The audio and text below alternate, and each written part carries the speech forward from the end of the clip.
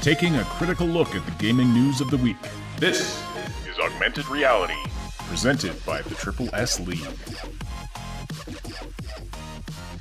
Hey everybody, and welcome to the Augmented Reality Podcast for October 12th, 2018. My name is Ashenity, and I'm here, as always, with Cybsidian. How are you doing? How are you doing, sir? The weather is nuts. We went from, like, freezing to snowing to now it's raining. So, it's just beautiful. Just beautiful weather. You are... But other than that, pretty good. Okay. And we're here with the Mad Queen today as well. Welcome. Welcome to the... Greetings, Earthlings. The podcast. Good to have you back with us. So, some interesting news today. We are going to be talking a little bit about Fallout 76 and this... I wouldn't call it a controversy, but there has been some news floating around about this discrepancy in the lore of the Brotherhood of Steel timeline that some Fallout fans have been pointing out.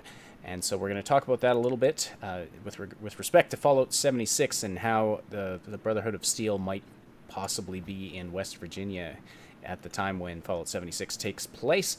But to start off, we've got some information about Cyberpunk 2077. We're going to be talking about a recent interview given by one of the devs in which the topic of emergent gameplay came up. So we're going to dive into that a little bit, have a bit of a discussion about that. It's... I mean, not huge news, I would say, but certainly something interesting that I think you'll all enjoy. So those are the big topics for today. And hello to everybody who's active in the live chat already. We've got Bill Ashby, Marian of Sintra, Rave, and Megan Smart and Phony. Welcome, everybody, and everybody else who's listening.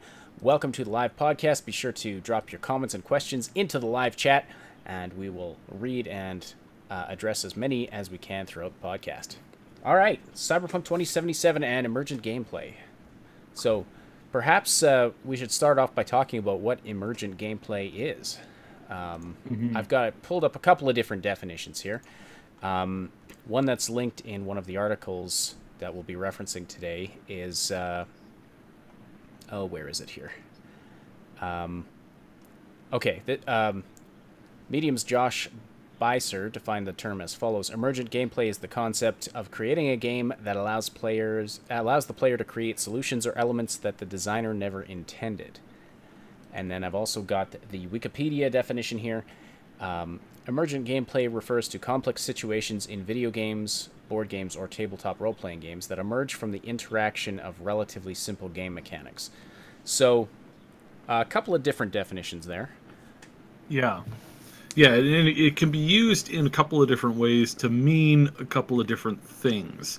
And so, and there's a lot of, usually when you hear emergent these days, technically or typically what that means is that some reference to a new AI that, helps to create an open world and helps to keep an open world always different, always moving, always reacting. Right. NPCs kind of have a thing that they're doing throughout the day, throughout their activities, and then those things reflect in the world around them.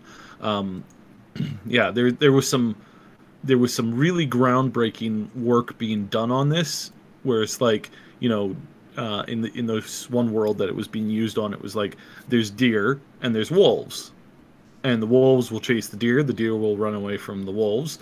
But if the deer are over hunted, then and the wolves grow in population, then they risk killing off a majority of the deers, and their population goes down to a really, really low level, and then that means that the wolves become starved, and then they'll start to attack like a human encampment because they're hungry and they can't get deer, so they go for a more dangerous prey.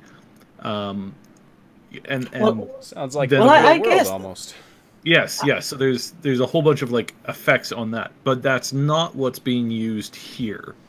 I guess that all this conversation revolves around what people are saying that Red Dead Redemption 2 is going to be able to do. Mm-hmm. Well, at this point, there are so many jokes about what you can do at Red Dead Redemption 2 that I don't know which one are true and which one I completely made up. Sorry. But I guess that the story goes this way if the game is going to do some things by itself. Right. Yeah, and that's typically what that means. But in this case, they're using it in a little bit, I guess, of the older thing, where it's like they're not creating a world that's full of filler or junk content, is what it seems to be in this recent article that they were quoted in.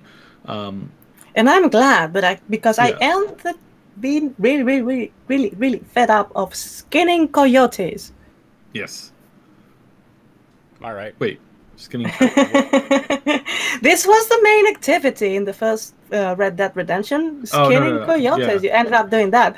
So I suppose that if with this kind of fillers, they mean that they're not going to have these kind of fillers in Cyberpunk. That's great. Yeah. Like, we're not going to get we're not going to be sent to collect credits or the money that's in Cyberpunk. We're not going to be sent to collect it Euro dollars. Yeah, Euro dollars. We're not being sent to collect it from the 10 junkies, and you just random have, 10 you have to go around. It's like the coyote skins. Random fetch quests just shoved in. That's funny. I feel like you're extending. That's funny how they create new words to say exactly the same, because back in the day, this was called grinding. Yes. Mm-hmm. Well, yeah. And it's now funny they call it because emergent grinding, gameplay.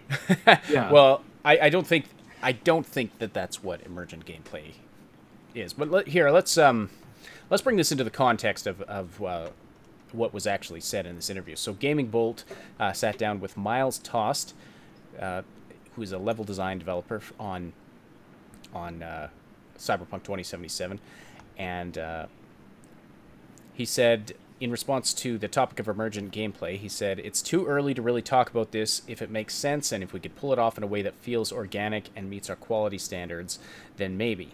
But we're certainly not going to be artificially extending the playtime by pushing more content into the game. If it can add to our story-driven experience in a meaningful way, we're not closed off to anything. Personally, I think our strength lies in creating handcrafted experiences." So, going by that, like, what kind of emergent gameplay do you think he's talking about when he says, if it makes sense, we'll put it in? I was making jokes, but actually I meant skinning coyotes in the application in Cyberpunk 2077. I don't know, skinning boosters. But this when you play a game and the first time you do this kind of action, it feels like, well, this is feeling the game. This makes you this feeling of realistic. But when you do it 300 times, it's like, well, I just discovered this thing is here just to give me the impression that the game is way longer than it really is. Right. So I understand like that quests, like Radiant quests in Fallout 4. There's these endless quests you can do, but they're all the same. Like, yes, really another settlement needs your help. I'm sorry? And another settlement needs your help. Right, I don't want another settlement needs my help in Cyberpunk. I mean, I understand the reasoning behind creating this kind of quest, in the sense that they give a little bit more of realism to the world. But this is a quest that you can only do once or twice until you get tired of them. And for me, they feel like fillers. They feel like they are there just to give you the impression that the game is really longer than it really is. Yeah. Mm-hmm. Yeah, and that's what, and they're clearly stating that they're not doing that, which initially made me go, oh, I wonder if they're scaling back on open world content. But then if you look at what they did in The Witcher 3 and you really analyze what they did there and how they did that, then the open world feeling is a lot better than, say, Skyrim, which was years and years earlier, had this kind of quest system that just created quests and created content constantly, and you had an experience, or you kind of had a feeling like a lot of these quests were just kind of just auto populated. They weren't fetch quests or dry quests, but they also weren't super interesting quests. Well, So- I like that you point out the difference with The Witcher 3, because actually The Witcher 3 had a quote-unquote filler that was Gwent, but it was a filler that you could go on and on and on, and well, actually is a spin-off, a standalone spin-off by itself. I mean, I would more easily agree with this kind of fillers that are games per se, but, you know, just not skinning coyotes. Right, yeah. Yeah. Yeah. Well, and that's... And I expect that's- minigames, though. I mean, that's... Please go on. We're talking about kind of a different thing there, yeah, because it's...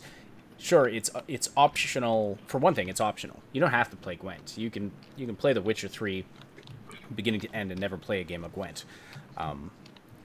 There's... It's a different thing because it's a different content, but what I mean is that if we are really reductionist, the result is the same. It's something that can be extended forever and gives you the impression that the game is longer, except that, well, with Gwent, the game is really longer. So if they put little things like that you can repeat over and over and doesn't feel like repeating, I'm totally okay with that. But again, another settlement needs your help, but no thank you. Right, yeah. Mm-hmm. So yeah, I get the impression that Miles Toast here is, I hope I'm saying that correctly, it might be Toast, is saying that, yeah, we're not going to just stuff it full of these artificial kind of fetch quests and radiant quests and that kind of a thing. He emphasizes that he thinks their strength lies in creating handcrafted experiences. And so that, so we could look at it a couple of ways. One is that, like, there's handcrafted experiences and then there's radiant quests. And then there's also handcrafted experiences versus, say, just leaving things really open-ended and letting the player decide how they're going to handle different situations. And we do know that there's going to be a lot of open-endedness to a lot of the quests and how you handle things. There's going to be a lot of choices. So I guess the question is, you know, how much are all of those choices handcrafted, and how much is it just going to be sort of an organic, like, how much unexpectedness can we expect in a game like this? Well, it's unexpectedness is also repetition, because there's no problem. I think that the main problem with this kind of quest is repetition. That you're doing the same over and over, and it's useless, and it's completely useless. But they put it in a way that it seems that it's part of the story, but it's not. And yeah, and you end up with YouTube filled with memes saying another settlement needs your help, or let's skin coyotes, or things like that.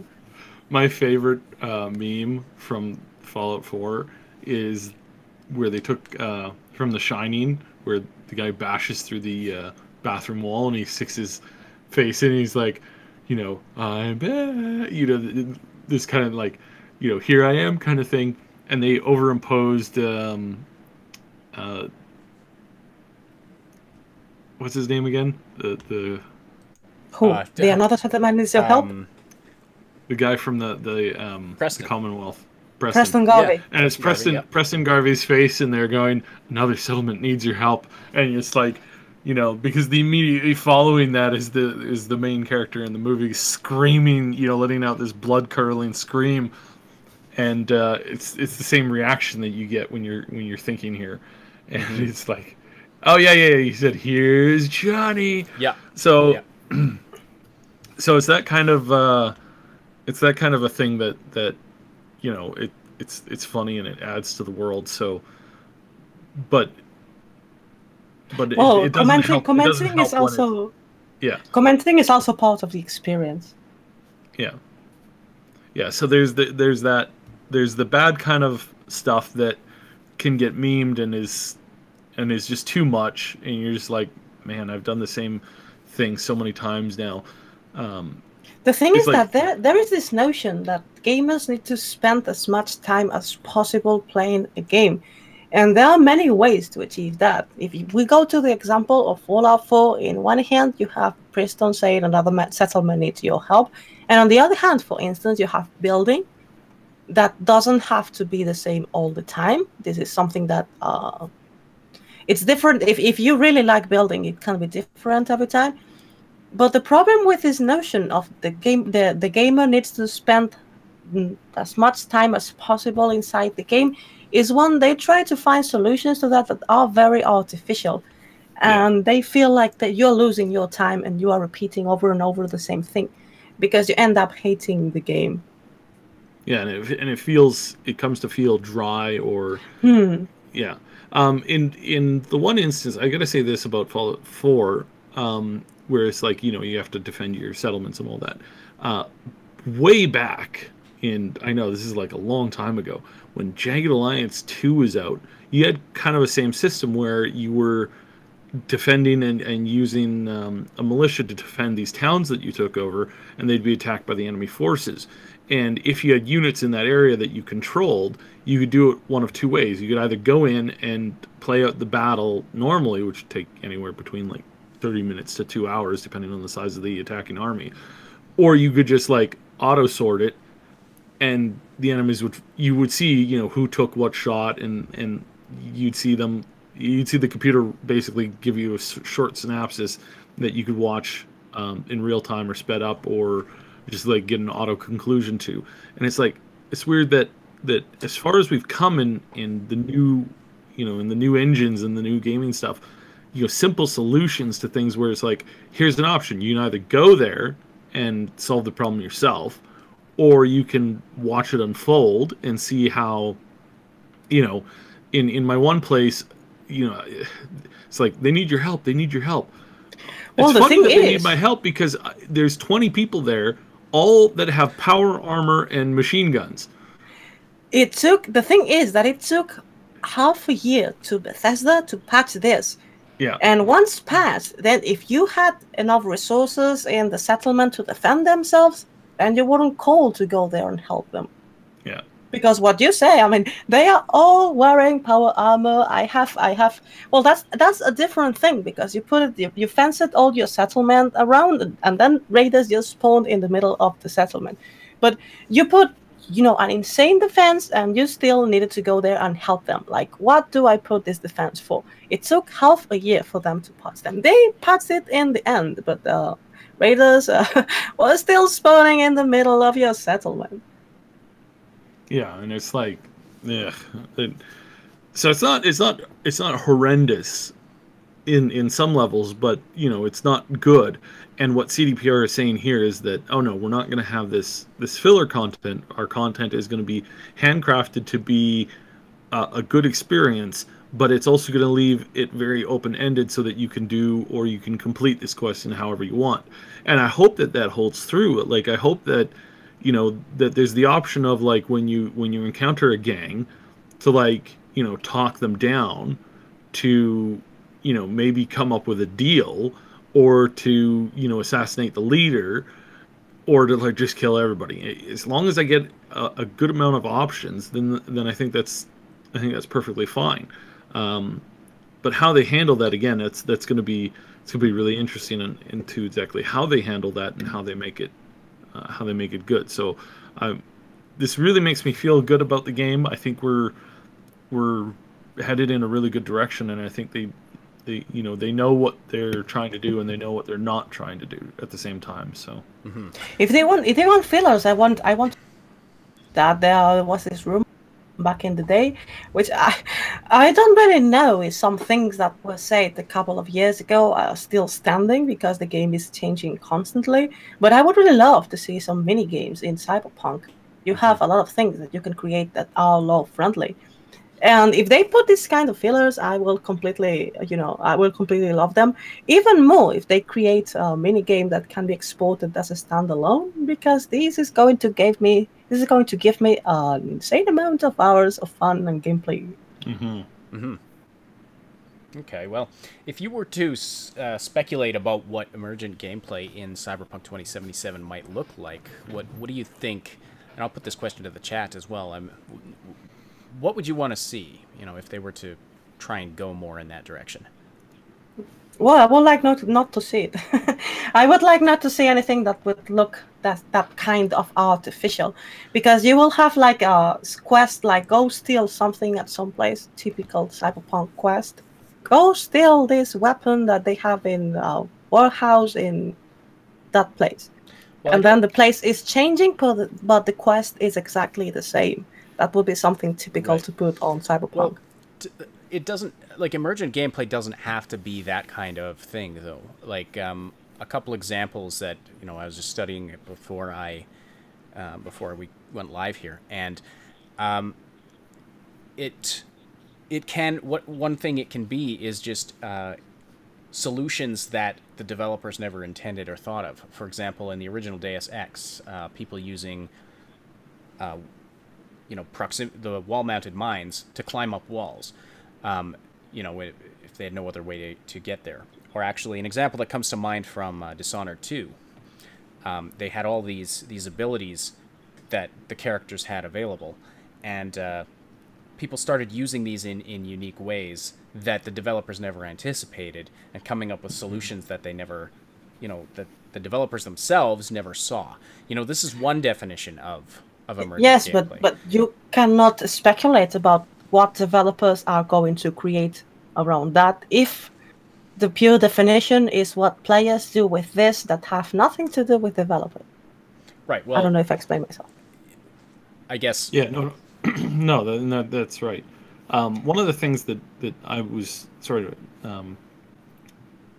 one of the things that I really wish, which we won't get in this game unless they add modding to it, is like I always had the idea of playing Cyberpunk and you encounter a gang of, like, you know, not like crazy people, but, you know, they're just there, you know, they're bored or they need money or whatever, and instead of, like, you know, fighting and killing them all, is if you were a rocker boy and then you're like, hey, you guys could try and mug me and you probably lose, or I could play an awesome concert that blows your mind, and then you play a concert right there. That would be really cool, but I don't think that, we're not going to get that in Well, you cannot play as a rocker boy. Yeah, I know. It's so sad. I was so heartbroken. I was like, oh man.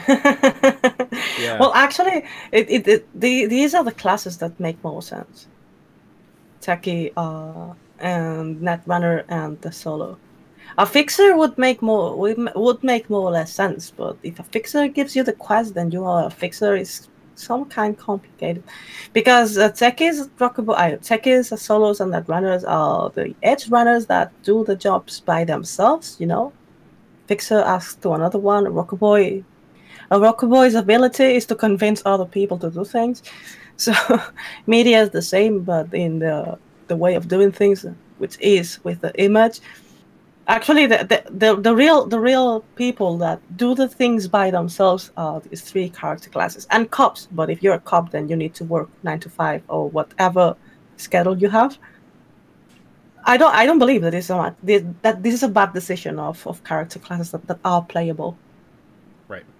Okay. Mm-hmm. And answering to Bill Ashby, fixers will be NPCs for sure. According to Mike Pondsmith, all character classes are going to be in the game, all of them. That doesn't mean you can't play them, because you know that we can only play 3 classes, but all are going to be in the game. Right. Okay. And that's interesting. If that's referencing like companions, that'll be really interesting.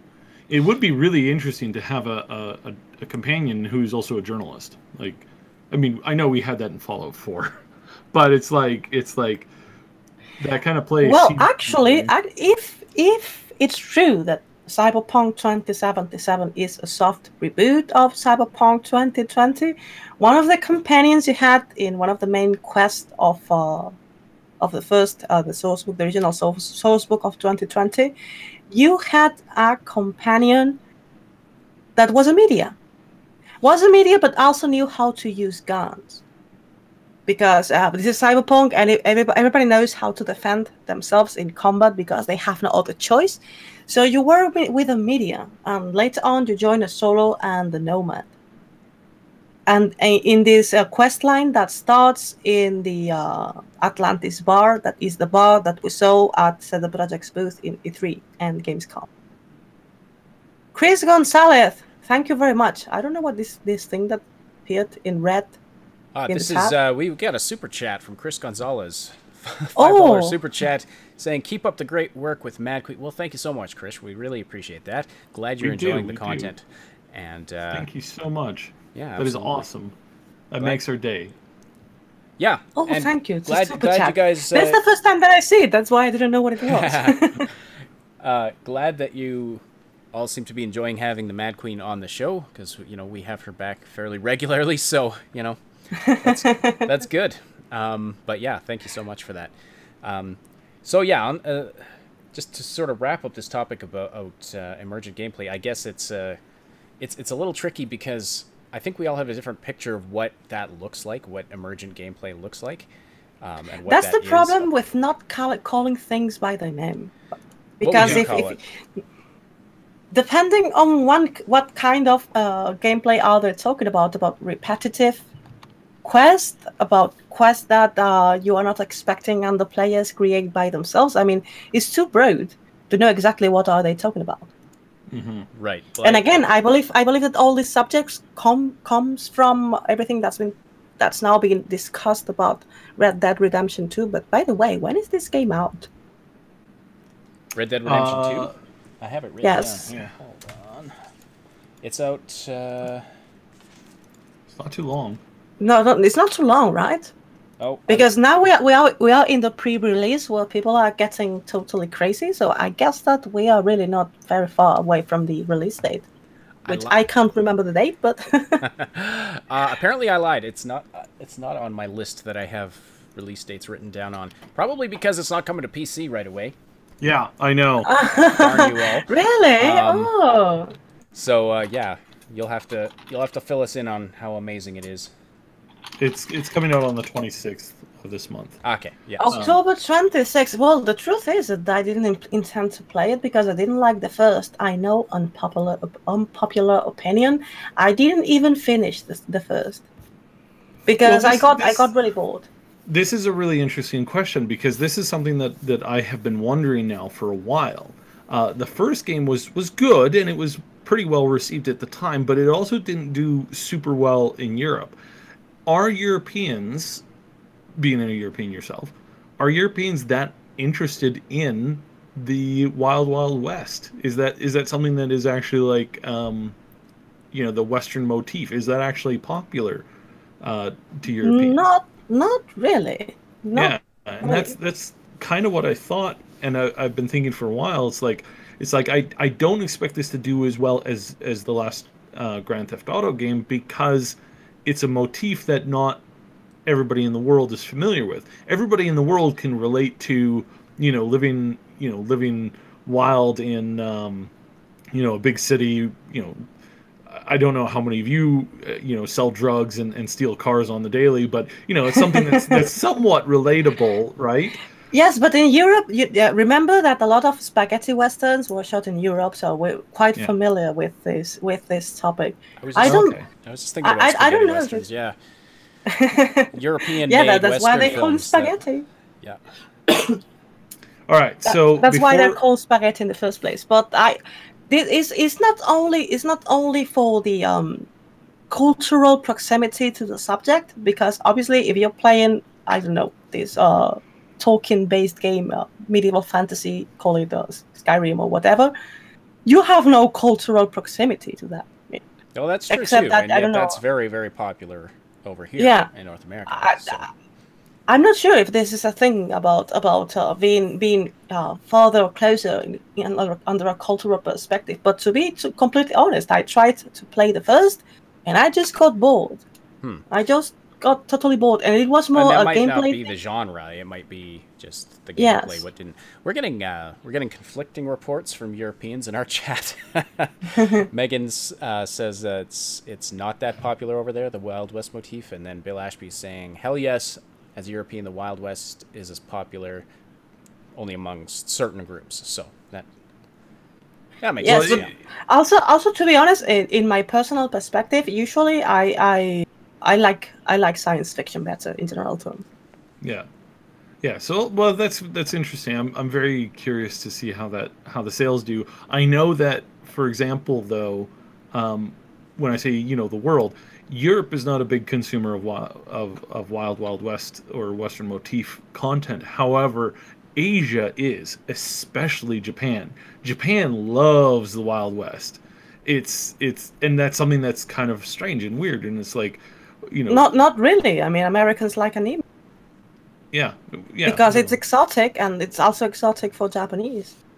Yeah, that's a good point. So quickly on one last thing on the Cyberpunk thing. So they officially have started to officially work with Digital Scapes, that's based out of Canada. And if you go over the Digital Scapes webpage, they're now running Cyberpunk related imagery on their webpage. Yeah, they put that. Really, they put that the same day that CD Projekt Yeah. did the announcement.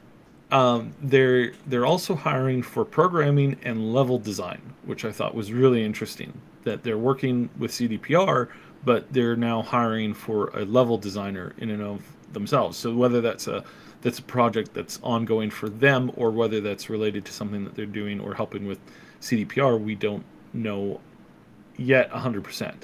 But that's according to their very own interesting. description, Digital Scapes is an ambitious video game development studio specializing in AAA multiplayer console and PC game development. So, I think it talks by itself. Well, and we said this ages ago now that multiplayer is a core part of the game.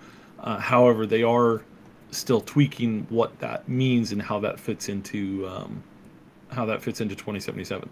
We know that they had an idea of what it was going to be like, and now that idea has shifted a little bit because multiplayer trends do change a fair bit. Like, you know, sometimes it's really interesting to see how it works. Sometimes it's more arena focused, sometimes it's more open world, sometimes it's just giant battles, and we're seeing that right now with Fortnite kind of thing. Then it's kind of leans more towards survival, and it shifts a lot. I'd say it shifts a little bit more than single player stuff. According to the job postings they had at the official website, they were looking. They already had some multiplayer developed, but they didn't like it, and they were changing it because they were requesting a multiplayer designer, programmer, to make changes on existing multiplayer. So it seems that they are trying new things. And I originally was of the idea that, you know, that there's this other super secret game that they want to release before 2021. Remember about that? Yeah. So the first idea, it's The Witcher 4. Well, it can't be The Witcher 4 because they just recently started to have conversations with Sapkowski to have the full copyright transfer, and we know from that infamous letter that Sapkowski's lawyer sent to CD Projekt that they were doing this, they were having this conversation, and that all negotiations stopped. Then the other idea was, well, then this other video game is going to be Cyberpunk Online. Because it makes sense, as they said, that they were going to release Cyberpunk 2077 as a single-player game, and also taking into consideration that the CEO of CD Projekt, Adam Kicinski, said in a conference for investors that they were only going to release games on their two IPs, Cyberpunk and The Witcher. But then recently, I was watching an interview that was done by Danny O'Dwyer, the no clip guy, to Marcin Iwiński on the GDC in 2016, and they were talking about this other project, super secret, and Marcin Iwiński didn't want to talk about that. And then Danny said, well, you even said it's a new genre.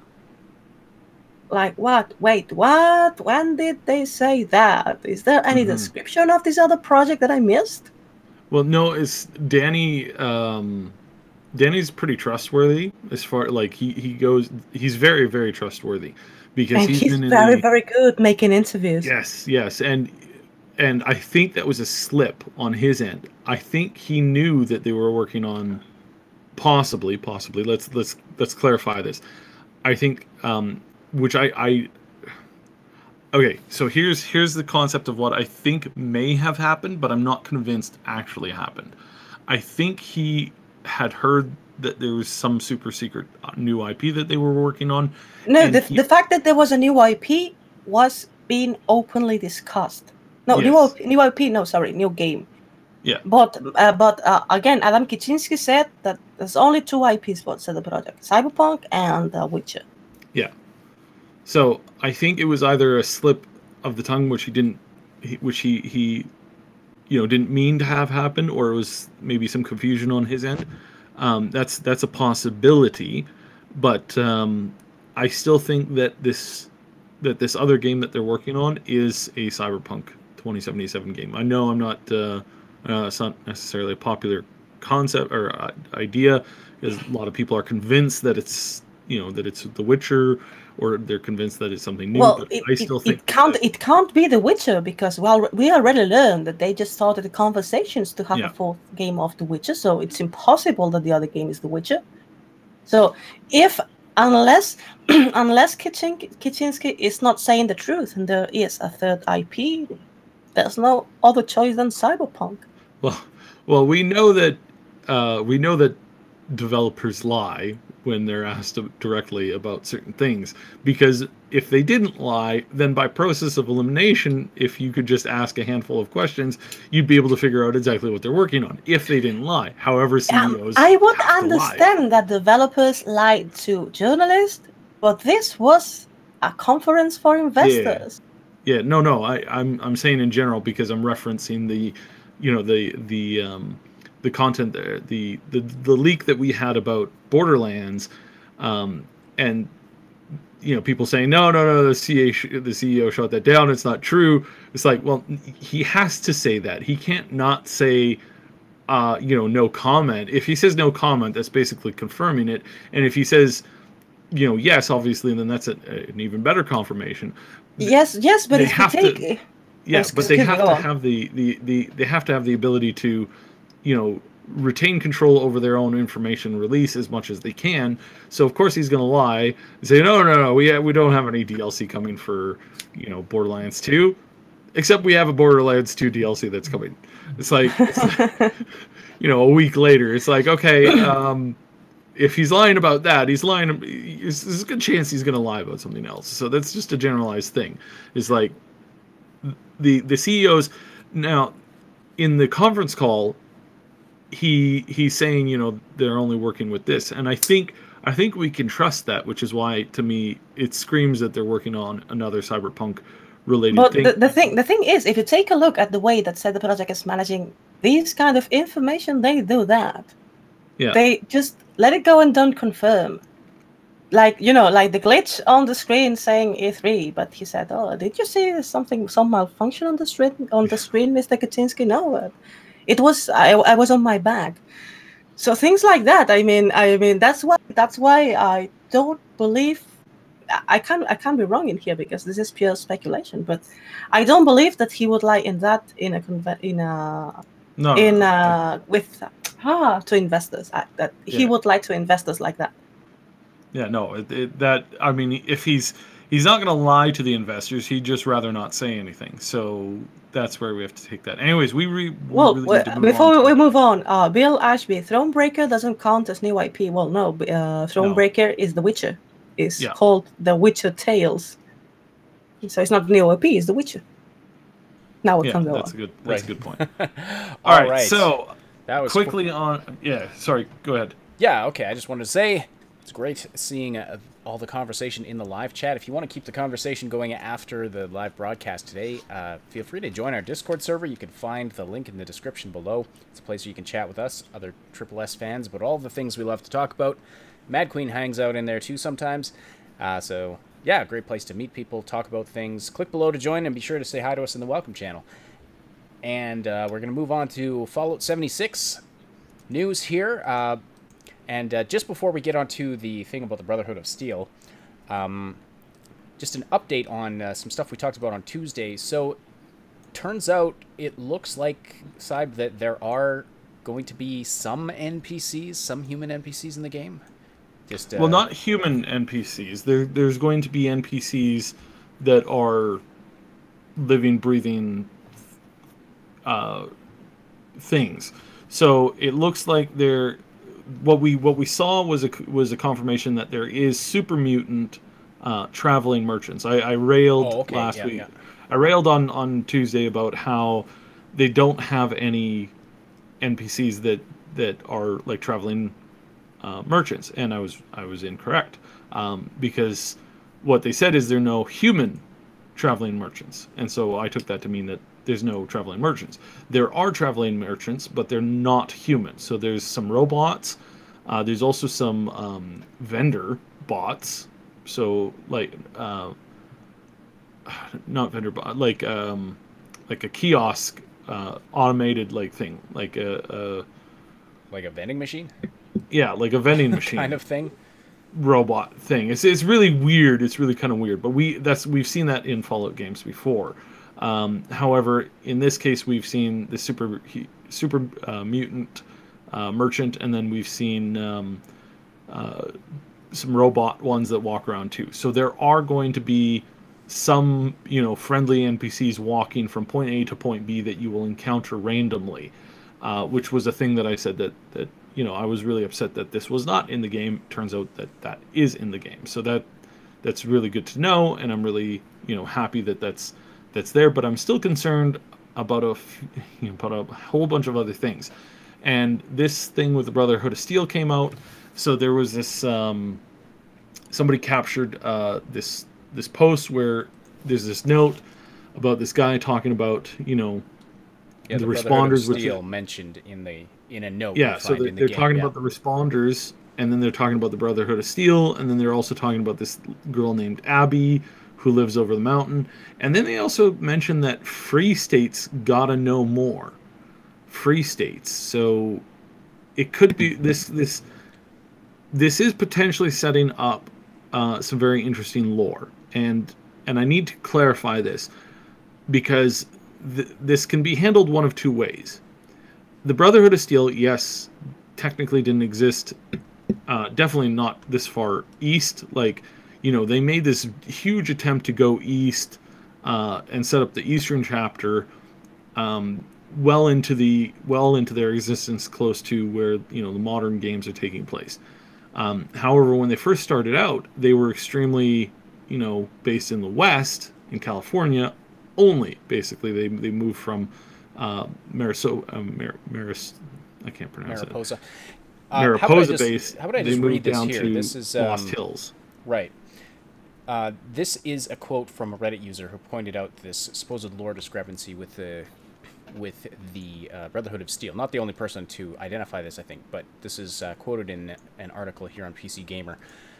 Almost all lore up to the events of Fallout 2 and 3 with the Brotherhood of Steel took place almost exclusively in California, with ranking leaders having to make petitions just to go on expeditions to facilities even within California. Earliest known activity was only in California around 2134. The Brotherhood of Steel being in West Virginia in the year 2102 should be downright implausible, if not impossible. Yeah, so now this is where there's some discrepancy here from what we know, but what we know is nothing between 77 and 2134. There's a huge time block there where there's basically nothing. As far as the lore goes, there's nothing directly attributed to their current actions. There's very little attributed to their choices. And as far as when we know that they started to have to petition the Council of Elders for permission to go to certain places, this potentially only started in or around 2130. So we don't actually know if they had a much more liberal usage of expeditions prior to that. So the Reddit user is stating that what exists within the current lore doesn't mention it, so therefore if it doesn't mention it, it didn't happen. That's how they're approaching it. That's not necessarily true. The US military would have had, in that time frame of the first 50 years after the explosion, the chances of you being able to find existing military equipment that was highly usable, such as vertibirds, going from point A to point B, was highly likely, because they were around. They were, they were at military bases, and as long as you could deal with the radiation, you could get there, access them, and then use them. What they lost over the next 100 years was the ability to do that, and to do that effectively until you get to Fallout 3. Fallout 3, the Brotherhood of Steel did not have access to vertibirds and stuff like that. The Enclave did, and it wasn't until you beat the Enclave that suddenly, you were able to, as the Brotherhood of Steel was able to access that technology and utilize that technology. And a lot of people are forgetting that vertibirds are I mean, you can fly from one end of the country to the other in a vertibird in just a few hours. So it's not actually implausible for you to say, well, let's say in 2102 or just prior to that, maybe 2100 or 2099, they started to see these scourge beasts, and there was a very bad mutagenic pathogen that was being spread by these. So the Brotherhood decided, okay, we've got to kill these things off. So they sent an expeditionary force to track down where they were coming from. They were able to pinpoint the location of where they were spawning from. They go there, they start to fight them, they start to lose, and this is actually what creates the petitioning process to the council in the first place, and maybe because this goes south and maybe nobody returned from that's why they became much more isolated in the later years. The time frame is there, and if they write it really, really good, this has a potential to really open up the experience of the game, because something I have been dying to get access to is a single player game that takes place in 2150. And so it's more closer to the first game than it is to the to the latter games. I really don't like playing the Fallout games where you come out 200 years after the thing. It just seems so far fetched to walk out, open up a mailbox, and find a package of Salisbury steak. It's like, first of all, would the mailbox even be standing 200 years later? It's like highly unlikely that A, it's still standing. B, what is also not, doesn't fit well with me is this fact that you're seeing these ghouls walking around in clothes that they were wearing 200 years ago. They haven't fallen off of you from just goodness sakes. I have a pair of jeans that I wore this year when I was doing some work pretty much all summer long. They didn't even last 3 months of doing hard work. Imagine living in a post-apocalyptic setting and wearing the same pants for 200 years. It's like, damn, that is some good fiber. That tailor needs to, forget vaults. Why didn't they just clothe the entire United States with fabric? Seriously, this stuff is indestructible. So that's my concerns, and I want an earlier game. And if they're going back to rebuild on this lore, and they do it good, and they do it well, and they write it really, really well, and I'm going to read a response here from Pete, then I think this is a really good thing, and I think this really can help the lore and help establish some proper lore. I didn't realize until I read this later thing that there's a pathogen that's going around that's mutating, that's causing mutations. If this is the pathogen that helped create a lot of the mutated creatures that we see in the later Fallout games, then this is a really good thing, because this fills in a little gap of knowledge that we don't have. And I'm really excited to see that if they do it right. However, there's a possibility, I have to admit, because it is Bethesda, that they're just cramming this in to sell more copies. To say, hey, look, the Brotherhood's in here. You can come in and kill Brotherhood for no apparent effing reason. And if that's the case, then this is a terrible move, and they deserve all the crap that they're getting. But in this article, and I heard portions of this, but I didn't read the whole thing until a little bit later on. What I saw was this one quote. So there's no question that we've gone back to change things to fit what the developers have wanted to do, and they're not beholden to something that somebody wrote 20 years ago, even in a franchise that we created like the Elder Scrolls. That was the limit of the quote that I got the first time and the thing that everybody was flipping out about. However, the full quote goes like this. Our developers take things like lore and canon seriously, and if they're going to do something, they're going to make sure that there's a real and defensible reason for it. And we've proven that with the Elder Scrolls game, and what we're saying is, well, lots of people will say that things happened one way, but the opposite or something else could entirely be true. So what he's saying is maybe the Brotherhood of Steel were not always so based on internalized and they weren't so isolated, they weren't so controlled. Sending expeditions out. Then it goes into the quote that he said, but then he also continues when he says, that they're not going to be holding to somebody who wrote lore 20 years ago. And he says, but having said that, we don't take it lightly to just go, we're just going to do whatever the hell we want.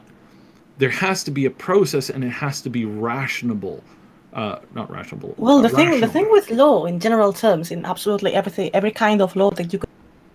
One thing is that they present you a fact, and then you can think it is or it is not law friendly. But if you have good writers, they are going to find a way. They're going to find a trick in the law to put it inside the law and make it law friendly. If they are good, obviously, if they are bad, they won't. Right. Yeah. That can be. There's a lot of wiggle room often, and yes, because usually the problem with the law is that. You read the law, you understand the law in a way, and then some event is presented to you, and you say, "Well, it doesn't match." It doesn't match, maybe because you didn't have the idea to make it match. Well, we tend to fill in some of the blanks in our own mind, right? And maybe we're not necessarily filling those in the right way. Yeah. And so we make assumptions that aren't true, and then, but somebody can come back and rework that a different way, and it does make perfect sense. So one of the things that I want to restate as far as what my anticipations with this game is that is to kind of break it down a little bit more simply and to address some of these major concerns that are out there right now. I'm sticking to the concept that this game needs NPCs. They need stories. They need a human town filled with human survivors. And but we can still get that. You are literally in the first vault that was open. How are you going to have that? Well, there were survivors that survived the initial bombings. That's how you have raiders when you step outside of the vaults. The vaults are not the vault. They're in most of the games. The vaults are not the primary source. They're not even a significant source of the survivors that live in the wastelands. I understood they were. Not even close. Steel and a couple more, and a lot of ghouls survived. Yeah, a lot of ghouls survived, but overall, it's like, there were a handful of vaults that helped contribute to major societies. For example, the New California Republic was primarily established by survivors from Vault 15, but they weren't in and of themselves the sole population that spread. They came out because of an earthquake damaged their vault, and so they came out into a world already filled with some survivors, and they met and bred with the survivors, and that's how that helped us initially set up a town, which became a state, which became a significant power force in the West. You also had things like you read in the in the Fallout 4, you read about how the survivors set up little towns here and there and managed to survive and managed to eke out an existence for quite a while. Then you have things like other like raider groups or gunner groups that managed to survive from other bits of populations here and there. Boston had a significant number of survivors that ended up grouping together and are the survivors that you know today. So that's the thing, is like there should be some survivors, and there clearly is, because there's a ton of these NPCs that are talked about very clearly, the responders, and how they're helping the local civilians survive immediately following the bombs. After it's been 25 years, and they've established this group of responders helping to help keep people safe, and that existed for about 25 24 or 23 years, and then suddenly they all disappeared, right after or right before the vault door opened to what you're playing in 76. The vault door opened, you come out, and you find, oh, literally everybody just died like, a couple of months ago, and now you're running around going, why did everybody die? And so this is a major issue that I feel is contributing to the game being very skeptical by a lot of fans of the game. Now, what I want to say, I must confess that the thing that makes me skeptical the most is about the quests, or the lack of. Well, no, there's a lot of quests in the game that are heavily lore fleshed out. They're like heavily. Yes, but are we talking about small quests or a big main quest, main arc? Well, they've been hinting that there's a huge main arc, both with a bunch of the survivors, and then also this main arc that has to do with the super mutants and the Scourged and the Brotherhood, and there's all this stuff that's going on that's saying this is here, this is there, this is here, this is there, and it's all going on. But again, it's like we don't know how those things have been handled, and so if they've been handled poorly, then I expect the game to suffer. If it turns out that it's really amazing, and we find out some really cool stuff, then that makes a lot more sense. But the biggest thing, my biggest pet peeve right now with the existing stuff is the super mutants. There's not supposed to be super mutants right now. Like, I mean, I guess there could be, but they're supposed to be shocked when they discover super mutants in the time that the Fallout 1 game happens, and in turn, suddenly you have them everywhere in West Virginia. It's like, why? How is this? So there's a lot of questions as to that. But overall, looking at the game and looking at where we're currently standing, I have to say visually this game is very, very good. It's definitely way better than Fallout 4 and heads over heels better than Fallout 3. And as far as the world and how it looks, it's really, really amazing from what we've seen thus far. It may look good, but if it only looks good for very way cheaper, I can look for sunset pictures on Google. Yes, and I think what we're going to see is we're going to see that it's going to run better on PC, obviously, because PCs are more powerful generally than the consoles, and that they're going to work. That this game is going to be amazing on the next consoles. I think the next consoles are going to make this game look absolutely amazing. They were running it on 4K on the existing consoles, and they're having a hard time running them, obviously, because the consoles are freaking ancient now. And to be honest, I watched a couple of gameplays, and they were on PC, and they had a frame drop that was quite worrying. No gameplay that's out right now is on PC. All of the gameplay that you're seeing right now is exclusively on Xbox. Yes, I confirmed this. Earlier. I thought it was PC. It is entirely based on the current Xbox. The regular or the Scorpio? The Scorpio. Didn't know that. I thought they were PC. No, they're not. None of what we've seen has been on the PC, aside from the official trailers that Bethesda has put out. So the stuff that they showed off at E3 and the stuff that they showed off more recently, that's all like those official videos. They were most likely filmed on the PCs.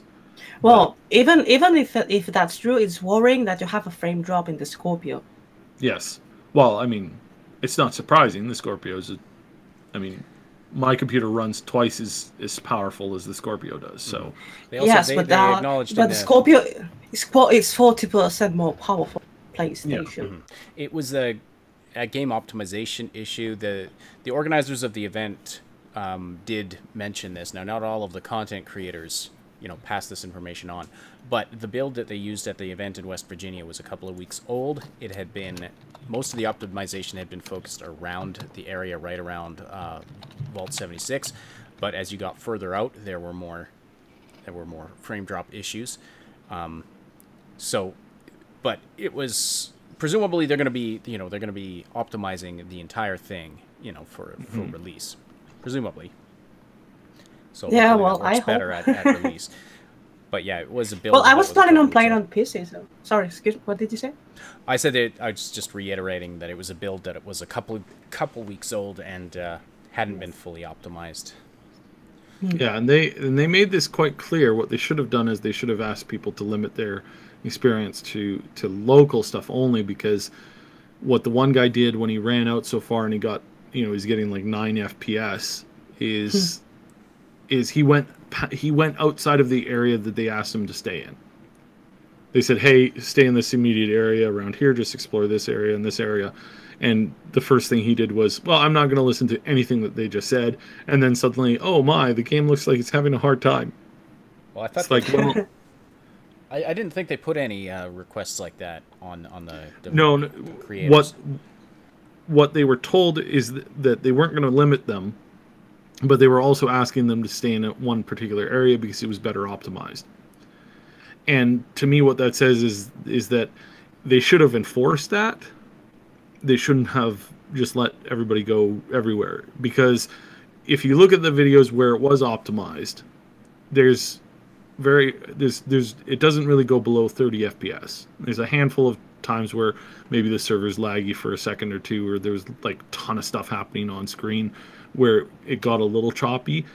But even at the end, where they all ported back to 76, and then the nuke went off, and they were running into and the landscape was changing, and there was new NPCs being spawned, that was handled really, really smoothly. Nobody had any issues there.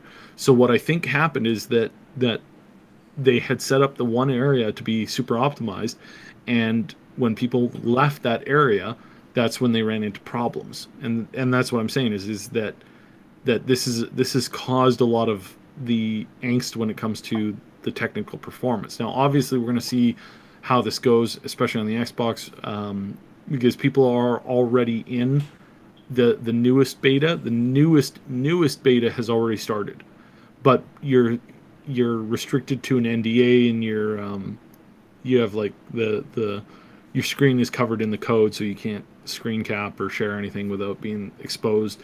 And it's pretty sizable NDA, so that's yeah, so that's problematic as far as like what we're getting. You can't even tell anybody that you're in the current program on the Xbox. So yeah, and we're gonna get that until the end of the month, and then once the end of the month hits, then it's gonna be opened up for the PC. Then we'll see where the game really stands, I think.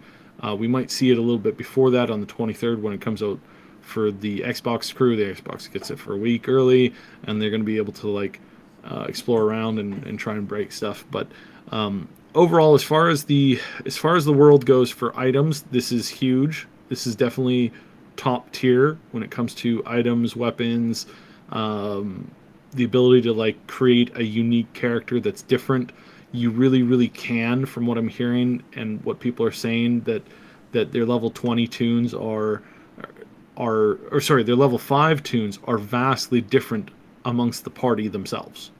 So the party, you can have somebody who's spec'd into like, handguns, and then another person who's spec'd into rifles, another person who's spec'd into, sneak attacks, and another person who's spec'd into like melee. And all of those characters feel and play completely different than each other. That's a really, really great sign, and it means that we're expecting that the mid-level kind of stuff is going to be extremely different. Somebody can be super spec'd into like, being a beefy tank with shotguns who just gets in your face, and then we can also expect to have somebody who's like a super ninja. Well, now we can create a team. I build and you do the heavy lifting. Yeah. And I'll have all the charisma, because I will have all the charisma. So, and I will have all the luck. Yeah. So again, there's some major issues that I'm really pensive about. Overall, I feel that the game is, from a technical perspective, I think the game is actually going to be way better than what people are saying right now. So, I think we can what we can expect to see is we can expect to see their hardware system, or the optimization really improve. And I think that the game is going to be really, really smooth. For most people playing it, maybe the PlayStation might have some issues, and maybe some of the Xbox people might have some issues. But overall, I think this game is going to play really, really smoothly. It's going to have a humongous gameplay and character system that's going to be vastly better than what it currently, or what people currently are seeing or expecting, because they haven't really seen what we're going to get at level 20. But once you get there, you're gonna experience it, and you're gonna be like, wow, this is really cool. This is really unique. The crafting system looks very interesting, very well fleshed out. It's going to result in you having a preference for weapons, sticking to a preference with weapons. Where the game falls off is NPCs, how the quest interaction is working, and where the game is headed as far as endgame. Those are the big questions that are up in the air. We definitely can see that the game feels empty, that the lack of NPCs is definitely hurting the game. We can also see that the lack of interaction between the player and the world, as far as like the story goes and as far as the quest goes, is a little bit on the dry side. But again, if you're playing this with friends, that's really going to impact and is going to make it be different for each of the people that are playing. There's going to be a significant amount of difference that creates. So yeah, I just hope the crafting doesn't become too much of a grind. That's my big concern with crafting. Possibly, it's definitely something to keep an eye on.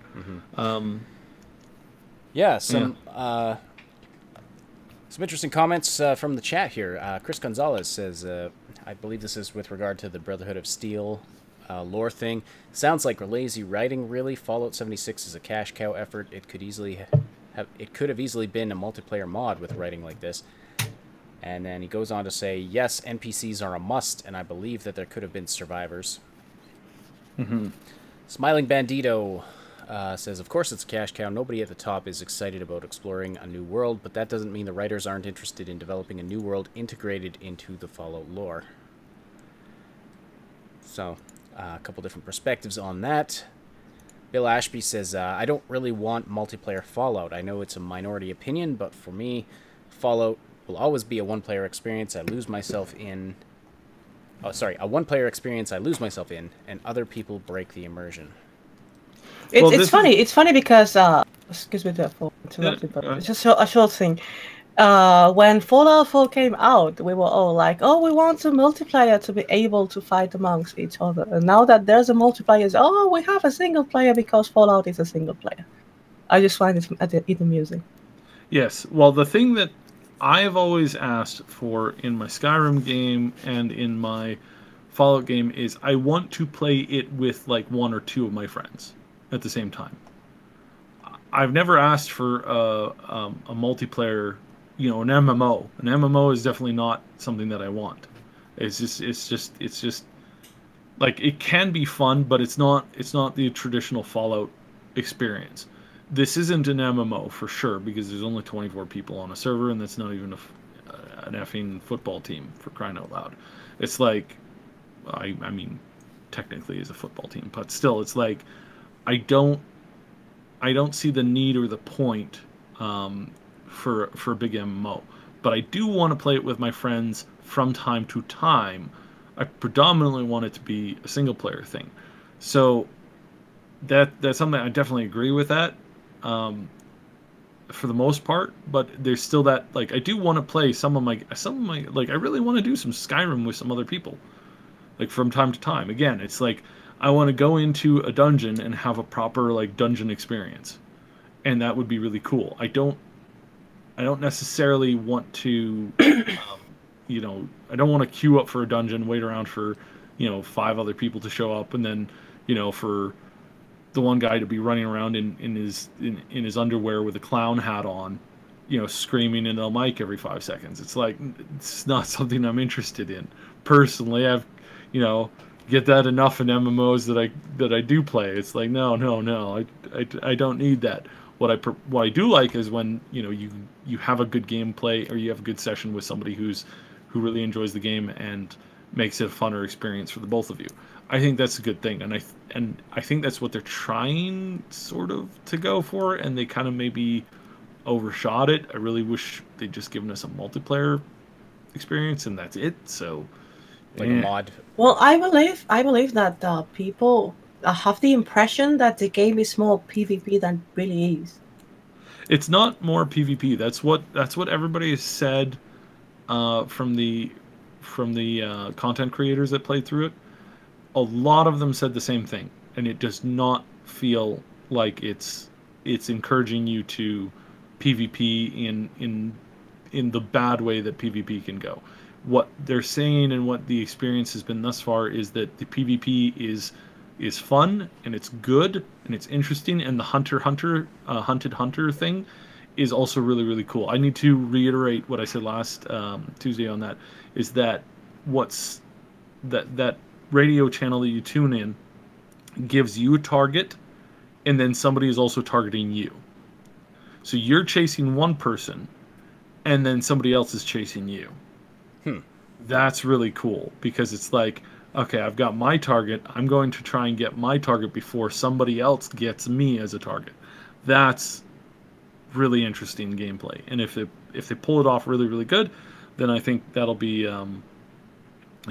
pretty amazing. So you always have a target, but then you're also being targeted by somebody else, and it's a reciprocal thing. Interesting. And that, yeah, but that's an opt-in. Like, that's an optional thing. That is an opt-in thing. You listen to the radio. It you basically, that's you queuing up for it. It gives you your target, and then you're set to go. Right. It's nothing that you accidentally, like, it actually asks you, do you want to participate in this? And then it gives you your target, and then you go to do your thing. And this can happen in a server filled with a bunch of other people, and none of those other people are interested in doing PvP, and you're able to just move around and do whatever you want. And like, so your PvP experience is not impacting the other players that are in the same generalized area as you. So that's interesting. So a lot of my fears on the PvP are now gone, because they really kind of sorted it out correctly. Yeah, it looked, the PvP was not something that I came away with as a concern after watching the gameplay. It looked like it was done very well, and it's all opt-in. Yeah, so and somebody was saying that if you really don't want a PvP, if you just don't want a PvP at all, period, then anytime anybody tries to engage with you, you can immediately block them, and you'll immediately be transferred off of that server you'll be phased from that server into another server, and they'll just disappear. And eventually, maybe you'll end up in a server with everybody else who has, been avoiding PvP. Yeah. And that's interesting how they're working all that out. The David VGS says hello from Mexico. Keep up the good work. Well, thank you so much, David. Smiley Bandito, I thought this was funny. LOL, no NPCs because the consoles can't handle them. It's the original port of Pac-Man all over again. Is there something I'm missing there? Pac-Man without NPCs? What would that be exactly? A really old game that has a new port again and didn't upgrade in a lot of time. Yeah. I'm really picturing the actual Pac-Man game without the ghosts, and that doesn't seem. It's like I've been collecting fruit and these little dots all day long. Man, this is a really easy game. I don't know what everybody's. Everyone has so much trouble with this. I don't get it. All right. Well, anything more on that before we wrap up for the day? Yeah, I don't think I'm informed enough in Fallout 76 to have more opinions on that. I have more worries than realities, but anyway, I must confess that I'm going to buy it anyway. I'm going to find out by myself, because at this point there are way too many things that are rumors, and even though the release date is really close, usually at this point, at this closeness to the release date, with the gameplays shown, we should be more certain about a lot of things, and we are not, which is odd usually. You know what I mean? We are really close to the release date, and we should be more certain about a lot more things than we really are. Right. Yes. Well, I trust it's going to be a good Fallout game. And you're buying this on PC so that you can play Yes. with us, correct? Oh, Yes. good, excellent. So we are going to have some crazy fun when this game does come out. Whether or not this game, again, whether or not it stays popular, we don't know. But we're definitely going to give this a try. And if you're on the fence, stay on the fence. Wait until we play it, and we'll play it. We're going to stream it a ton in the first week that it's out in the beta. And then if that's made up your decision, or if you want to wait until after the release in November, then do that too. So I believe that it's very hard to have either a bad or a good opinion of the game at this point. For that reason that I told you before, we are ignorant in a lot of things that we should know this far, and we don't. So the only way to find out is to play the game. Right. Absolutely, yeah. I agree. Yeah, we have a lot of. That's why I phrased my list in more of a rather than pros and cons. On Tuesday it was more about pros and things I'm concerned about. So it's hard to know. It's hard to know at this point. Smiling Bandito says, original Pac-Man on Atari couldn't handle the ghosts, so they flickered. Only 2 could show at any one time. Nice. All right. Well, thank you for clarifying that. That's really funny, actually. So It says Chris says, yeah, I'll just watch a stream. I'm not sold on 76 just yet. Well, I think that's a wise thing to do. I mean, you don't need to buy the game before it comes out or the day it comes out. I mean, I totally understand that some people want to wait for reviews and want to see real gameplay on all this shit, because it's not a cheap thing to buy. No, absolutely. Games are not I cheap. totally understand people saying, I'm going to hold off on buying it until I learn more about it or I see more gameplay. I absolutely, yeah. No, I'm with you there. I would recommend that if you're, if you're not one of those hardcore, like, it's Fallout, so I'm going to buy it because I'm a hardcore Fallout fan, This is my case. I mean, I was for a couple of days wondering, like, well, maybe with what I saw, I'm not going to like the game. And in the end, it was like, hello, it's a Fallout game. The worst that can happen is that I only played 1,000 hours. So only 1,000 hours. Only 1,000. If you get 1,000 hours out of it for the money that you spent on that, I would say that's money well spent. So. Well, I had the special edition of 4th, and I have like 3,000 hours spent in it. Holy. Yes, that's why I said when I read the count. Wow. Okay. Well, we're going to wrap it up there for the Augmented Reality podcast for today. But thank you so much, everybody, for tuning in. Thank you especially for the great conversation in the chat, to Chris Gonzalez for the super chat, and also to our Patreon supporters, Old Man Manson, Jeranon, and our 2 anonymous supporters.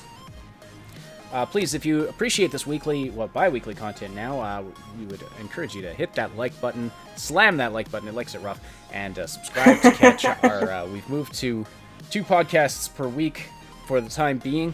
We're trying this out, and if it works out well, it's going to be the new normal. So Tuesdays and Fridays at noon Pacific time, that's 3 p.m. Eastern time, so whatever that is in your local time zone. So thank you so much for supporting this show. Great conversation in the chat today. Lots of live viewers, so we really appreciate seeing that. So thank you so much, everybody. Once again, I mean, feel free to join our Discord server so you can join in the conversation there. Lots of good conversation happens there, day or night. And what else do I have to say? Yes. I answered a ton of questions on there all the time. So yeah, absolutely. The Augmented Reality Podcast is a presentation of the Triple S League. Check out our YouTube channel. If you're not watching on YouTube right now, check out our YouTube channel for game guides, reviews, comedy, news updates, and tons more quality gaming content. My name is Asheninity. On behalf of Cybsidian and the Mad Queen, thank you so much for listening. And we will talk to you, next live podcast Tuesday, so we'll see you then.